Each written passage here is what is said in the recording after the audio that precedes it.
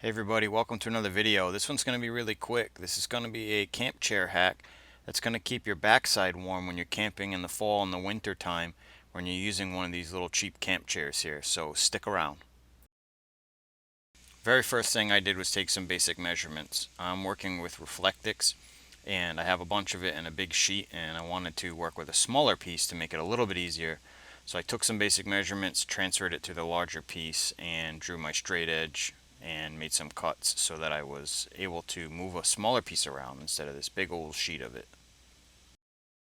The trick for me was getting this stuff to suspend underneath the chair. Many people use Reflectix in the wrong way.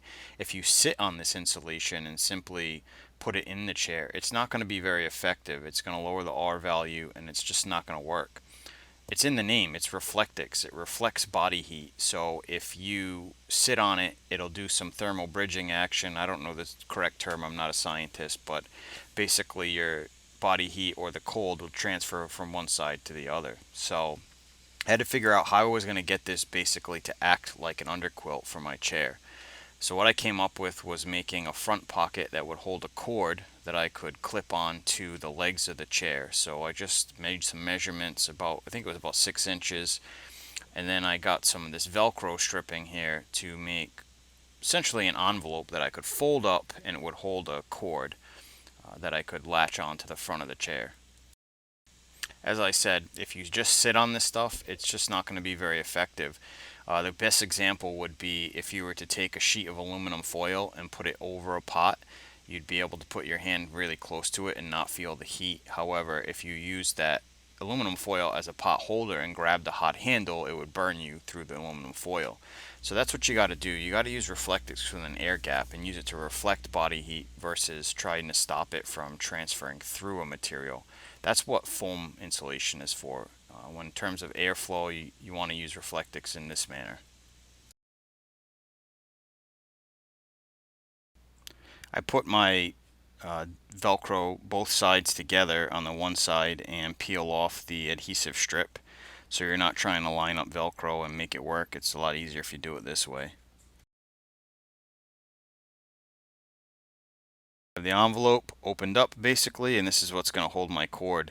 For now, I'm just using this carabiner style 550 cord thing just so I can kind of mock it up. I don't want to use this in the long run, but I just wanted to hold it up there, see if I needed to make any changes before I closed it up and used my shot cord, which is what I wanted to do, so that way it would flex with somebody sitting on it.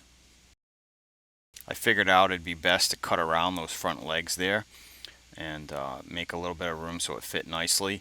What you wanted to do was keep the cold air from being able to hit in the front of the seat and just kind of, get in between you and the Reflectix. So next thing I did is fold up the back side, took a quick measurement, see how much of the Velcro strip I needed to use in order to basically close up the top.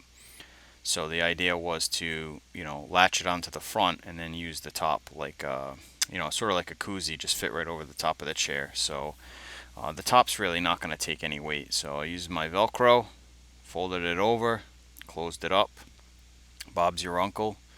You've got a warm backside in the cold. I mean, it's not going to take you down to zero, but it's going to be a lot better than you're used to with that draft getting to your bum.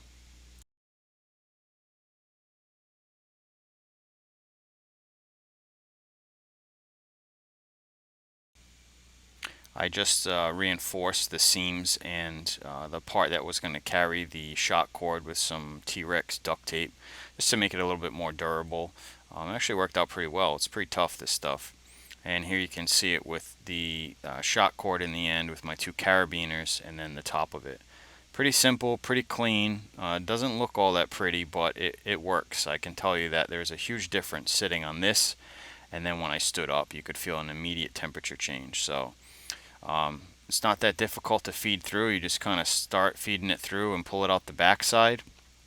And then we're going to clip the carabiners around the front with that shot cord innard and fold the top envelope up on the top. And it will sit nicely, keep the cold air off of you, and reflect some body heat back up to you.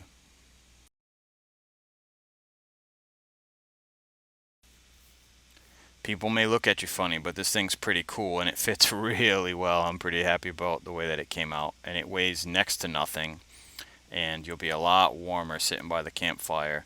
You know, the top of you stays warm, but the backside always gets that chill. So you bundle up and you sit in the chair and then you freeze because you compressed all your insulation. With this sort of a deal, it's not going to be the case. It's going to be nice. I'm glad to have it. And it's not tight, it's not being stretched out. That's what I was checking for, and it works great. Packs up easy, weighs nothing, and it's going to add a whole lot of comfort on a trip like this. Breaking it down is really easy. You just take these carabiners off of the shock cord, open up that envelope basically on the top, and she slides right out, and you just roll it up. It weighs ounces and will keep you warm.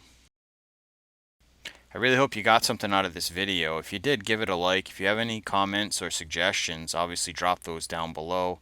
I'm all about the DIY stuff on this channel, and I love the outdoors, so you get a little bit of all of it. So if you subscribe to the channel, you'll probably see some other pretty crazy ideas.